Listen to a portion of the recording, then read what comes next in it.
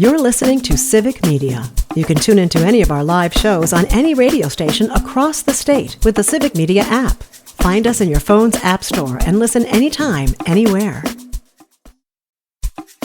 This is your WAUK Daily News Roundup for the Shaw, 101.1 FM and 540 AM in Waukesha.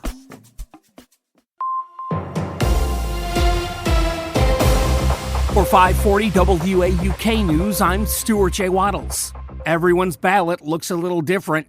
Milwaukee's 3rd District will be choosing between Daniel Ballman and Alex Brower to fill the Common Council seat, left vacant after Alderman Jonathan Brostoff's passing. Ballman emphasizes safer streets and improved city services, while Brower is advocating for progressive policies like public ownership of utilities and stronger tenant protections. The winner will serve until April of 2028. To see what's on your ballot and where to vote, check out myvote.wi.gov.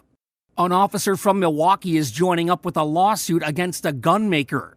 Milwaukee officer Yang Lee is now part of a federal lawsuit against Sig Sauer, following an incident where his P320 handgun went off without the trigger being pulled, injuring his partner. The lawsuit includes 22 people, primarily law enforcement officers, who report similar unintended discharges. Because of the problem, Milwaukee police switched to using Glocks.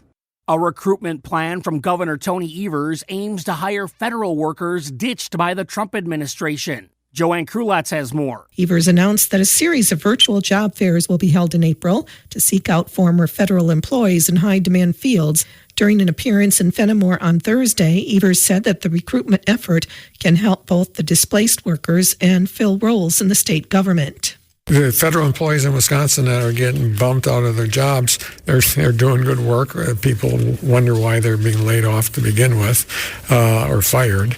We know they're good workers, and we always have vacancies in state government. We want to make sure that they have a good landing place. The virtual job fairs happen in April. Registration is free on the Department of Workforce Development website. And that's news on 540 WAUK. I'm Stuart J. Waddles. The Brewers are back. Hi, I'm Mike Clemens with sports. Baseball. The Brewers home opener going on today at American Family Field against the Kansas City Royals. Now, last year, the Brewers never lost more than 3 games in a row all season. Today, they're coming into the game at 0-3 after being swept over the weekend in New York. The Yankees winning yesterday 12-3. NBA, the Bucks losing at home last night to the Hawks, 145-124. Giannis says he needs to do a better job on defense. I got to be, have more urgency there. Like, I got to protect my basket first. If I don't pick up my man, I got to pick up that guy. So that's the mentality as a team that we have to be better transition defense team. We're going to watch film tomorrow. We're going to walk through it. We're going to play through it, and we're going to be better. Bucks head coach Doc Rivers. I love this team, and I'm going to keep saying that. I don't love how we're playing right now. And we have to get it back. We have to get guys to see what we see, and we will. That's Doc Rivers with sports. I'm Mike Clemens. On your entertainment beat, I'm Pete Schwaba. Corey Feldman has had a rough ride since childhood stardom. The Goonies actor recently appeared on Billy Corgan's The Magnificent Others podcast and claimed he was supposed to have Leonardo DiCaprio's role in What's Eating Gilbert Grape. But Johnny Depp told the producers he was a junkie. Feldman has admitted to having a heroin problem after he was sexually abused as a child, but said at the time of the Gilbert Grape incident, he was completely sober. Ouch.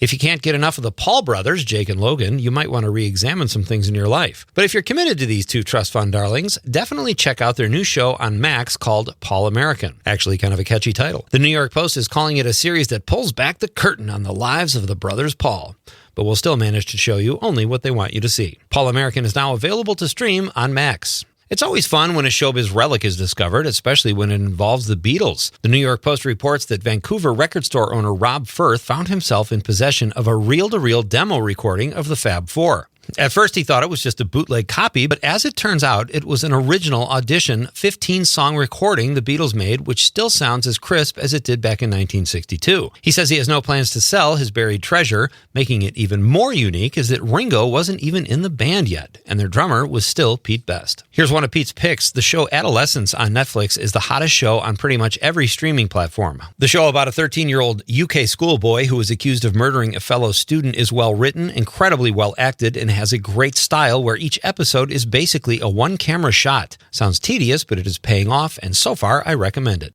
Bill Murray had some interesting things to say last Tuesday on The Howard Stern Show. The actor said he regretted turning down a role offered to him by Clint Eastwood. Later in the interview, Murray said he was surprised he didn't win the Academy Award for Lost in Translation in 2004 because he had won all the other awards that year and expected to win the Oscar. Murray won the Golden Globe, the BAFTA, and the Independent Spirit Award, but it was Sean Penn who took home Best Actor for Mystic River at the 76th Annual Oscars. I'm a Sean Penn fan, but thought Murray should have won too. Murray was brilliant in the role in which he portrayed an aging movie actor. Lost in Translation was also nominated for Best Director, Best Picture, and Best Screenplay. Sofia Coppola, who directed the film, did take home the Oscar for Best Screenplay. If you haven't seen Lost in Translation, check it out. For more showbiz fun, tune in to Nightlight with me, Pete Schwaba, weeknights from 6 to 8 p.m. on the Civic Media Radio Network.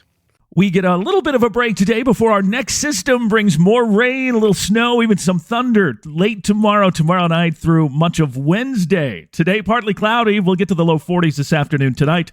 Partly cloudy with a low in the upper 20s. I'm meteorologist Sean Cable. Temperature now 30.